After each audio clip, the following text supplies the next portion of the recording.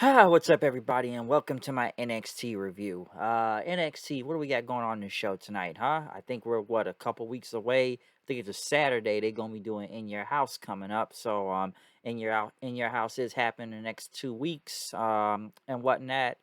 So what do they got going for In Your House coming up, huh? But with a lot of build up heading to that, tonight we kick it off with NXT with Tony D'Angelo and his two goons right there. Stacks and Two Dimes basically saying, telling Santos Escobar that this is not over yet, but they have some business to take care of as Two Dimes and Stacks there went against Interest Enofe and Malik Blade. I think Tony D'Angelo's goons look like they actually look like Deuce and Domino when you think about it without the hats because they got the leather jackets on, like the the black pants and like the white beaters out there. Yeah, they almost come out like a version of Deuce and Domino, like the whole tank tops and whatnot. The match was okay. I figured they was gonna win anyways and whatnot. So I know they won with like what two boots to I think they pinned Inoue out there for the win. So they did that, but I just think it's kind of I think they look like Deuce and Domino out there. Like, go look at Deuce and Domino and look at them and tell me they don't look like clones of them in a way almost. But I still think these guys look really silly. They just look like these. Hey, yo, forget about the Italian mob. Mr. Tony D'Angelo, two times Donovan and Chaz. Chaz Lorenzo Stacks. He stacks, okay? So I don't know. And they try to do the Italian accent thing, and it's not really a good Italian accent. Also, I still think it's really funny though. But it's so funny, like it's so dumb that it's that funny. And then right after Legado de Fantasma came out, basically Santos says, "Hey man, not Santos, but Tony D'Angelo was like, hey, you already know how this goes. Let's do this, like save the talk." And they said it's a turf war, folks. It's a turf war, and it was a big brawl, and they ended up breaking everybody up. Then after that, next Wesley basically talked about what happened with Sanga disrespecting him, and he's got to get a shot at him tonight. And Mackenzie Mitchell think that he wasn't really being disrespectful. And Lee says, "Listen, man, we've been friends before, okay? Well, they were in Impact together, but you gotta hear me out, okay? I'm gonna go to the ring and prove myself. He's gonna get this win." Which they did have Dez go against him. Sanga is not bad out there, might I add too. Some people think he looks like a Braun Strowman ripoff with those clothes on, because that's kind of like what Strowman wore and whatnot. But I don't think he's bad. I think he's doing better than his partner. It was like him and Veer. They were in that Indus Sheer thing and whatnot. Because Veer, I'm still trying to think what's going on with that. With him right now, with Sanga, he's not bad. This match wasn't even that bad. Also, of course, Sanga using his power, which he didn't end up getting the win. Lee just being using his quickness and whatnot. But like I said, Sanga got with like a big choke slam for the win. But as he left, Zion Quinn tried to come out and intimidate Dez, but Sanga got put him out the way and help Dez up and whatnot. From Quinn out there. So not bad though, not a bad match. Dez though, doing what they can. Him trying to get out of a rut right now because the guy has been, I guess playing him being depressed since what happened to his tag team partner Nash Carter being fired and whatnot. They are trying to build something here around this, so like he's just trying to prove himself because now, like I said, with his tag team partner not being there, he's got to do this on his own now. Um, Cora Jade and Roxy were in the back, talking about what's going on tonight, or whatnot. And I guess what Cora Jade, she says she's gonna be out there to watch the Elektra Lopez and Kaylee Ray match later on.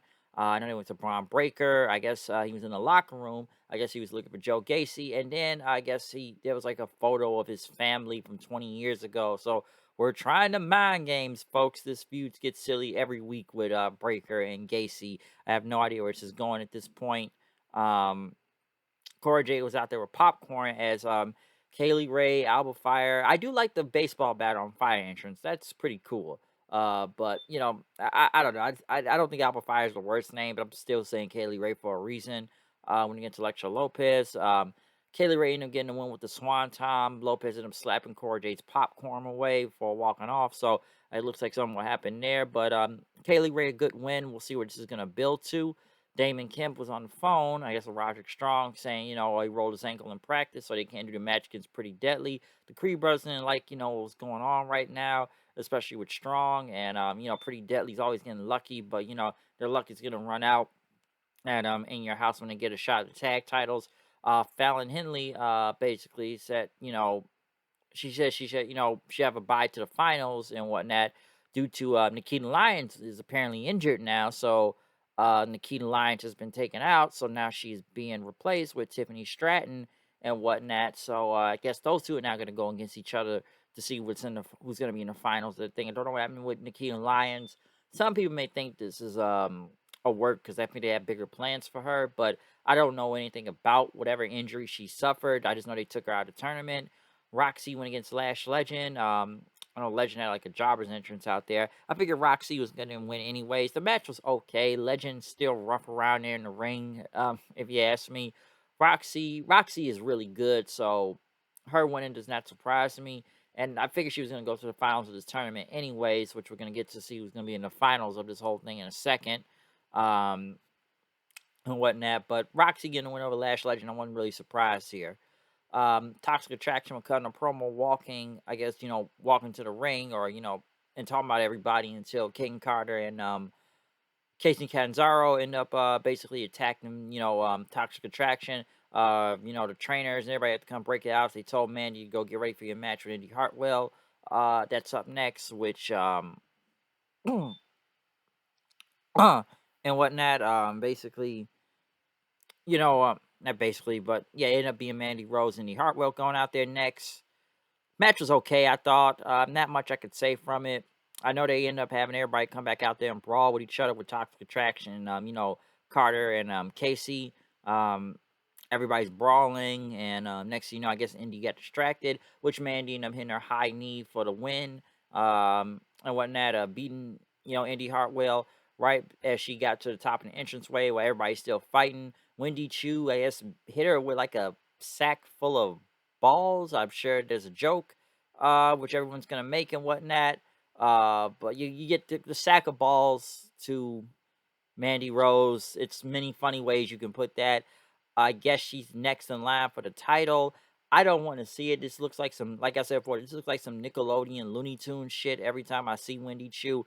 And it just looks really bad, okay? It's like watching a Looney Tunes cartoon. It's like a Bugs Bunny, Elmer Fudd, or Road Runner and Coyote type of thing. And it's not really that funny, okay? So I don't know why they're still trying to pull this off. And now they kind of, I guess In Your House it's going to be a match. I don't really want to see it, but the gimmick is just not good. All right, it's Nickelodeon type shit.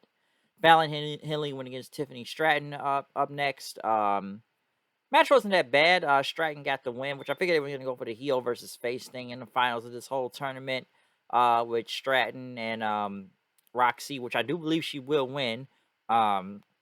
Shit, Roxy won that damn inaugural tournament to become Ring of Honor Women's Champion. So it wouldn't surprise me if she won this tournament next week or if the finals is next week. But Stratton, because I wonder what they would have done if Nikita Lyons had went against and I'm just kind of saying she would have won this match anyways against Roxy. I wonder how that would have went on to be to see who was gonna win that. I'm sure a lot of people would go with Nikita for probably obvious reasons, but that probably would be not be a bad match though. But I think Roxy is gonna get the win over Stratton through the whole heel versus face. So we'll see what happens with that.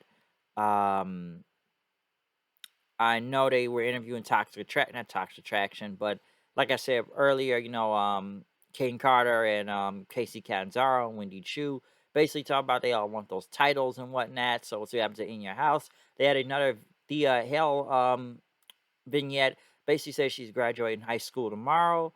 And, she talked about how a lot of her friends want to be a lot of things and whatnot, but she wants to be in WWE, and she's been accepted to a lot of schools. I think she's on that. And don't they got like an NIL program right now in WWE with a lot of college well, I think that's college athletes and whatnot.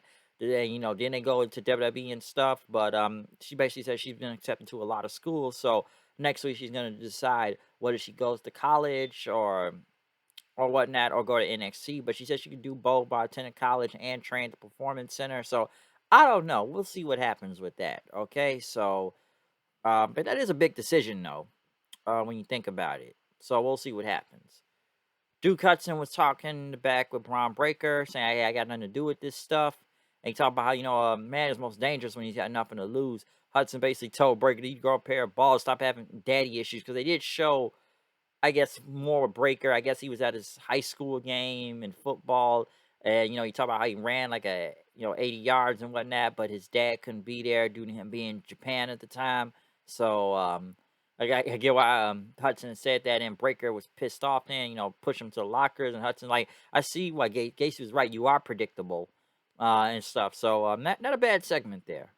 Um, Von Wagner went against Ikeman Jiro. I swear to God, I forgot Ikeman Jiro was even there, because like ever since Kushida left, I forgot that dude was even there. Okay, Von Wagner got the win, and Sophia Cromwell shows up, but right after Josh Briggs comes in and tags Wagner, knocking him out of the ring. So we'll probably get a one-on-one with both of these guys. So we'll see. We'll see what happens. Maybe in your house, I'm not sure, but I would like to see how that goes. Tony D'Angelo and them were basically talking about Legato, like, we're gonna sell this in your house, okay? Listen, man, y'all came to my turf, now I'm gonna come to y'all turf, okay? And we're gonna have another sit down, a meeting between bosses and whatnot. I'm gonna make you an offer that you can't refuse. Forget about it, capisce? I've been Chinzo and whatnot, okay? Um, Next after that, I know they went to Mandy Rose and the Toxic Attraction, basically talking about Wendy Chu. Basically say, you're a grown ass kid, well, I'm a grown ass woman. As you know, JC Jane and what Dolan basically went on to say that you guys are nothing, and your little ninja warrior skills ain't gonna help you. So they're gonna have a summit next week or something and make all the challenge for the titles or something. So we'll see what happens with that. Mello and Trick was at the barber shop. I feel like they're trying to do some type of LeBron James segment while doing this. Basically telling everybody, man, Melo ain't been the same without the title. He need that gold back and whatnot. In your house, he gonna take the title back. Grimes ended up showing up there and sitting in the chair saying like, listen, man to man, I just want to talk to you, okay? And Melo said, because he told Melo, you said I was lucky and everything, but Melo said that you don't deserve the title and everything, and I will take that title back because he's the A champion. Well, yes, we're A champion, but Grimes still gonna. I'm the title holder. Melton the title holder, but Grimes says, "Listen, man, I got prepared with Nathan Frazier next week, but once I have a match against you, I'm gonna take you out." So we'll see with that. What happens with that? They had another vignette for a Giovanni Benny Vinci, they called it, and it was somebody that was speaking Italian. When I hear that name, all I hear is Vinny Bucci. I swear Scott Snyder said that one time on WCW, but Giovanni Vinci. Here's the thing: if they got a real Italian guy now, couldn't they have made this guy the mafia boss and get a guy to be a fake mafia Italian boss and whatnot? Because this guy's actually from Italy or Rome and stuff, but he looks like more of an extravagant type of Italian, more the fancy stuff, the fast life, the high rise, the money, the cars, all that stuff. Not, I'm gonna be this fake mobster that's from Chicago and whatnot, because we don't have docks over here in Chicago. Might I add too? He likes to hang on the docks a lot. Yeah, we don't have a lot of those over here. Okay, we really don't. There's no docks in Chicago. Okay, so I don't know why they keep doing that. But yeah, at least they got a real Italian this time to be here. Um, right after they had Breaker versus Duke Hudson. Gacy and the Druids were watching from up above. The match was okay. It ended up with the Druids coming out there trying to distract you know, Breaker and everything, and it was a chair that was involved. Breaker started, going for the Druid stand. He even got a steel chair. Gacy got an apron, but he ended up hitting Hudson with the chair accidentally, which caused the DQ then, as Gacy ended up just laughing.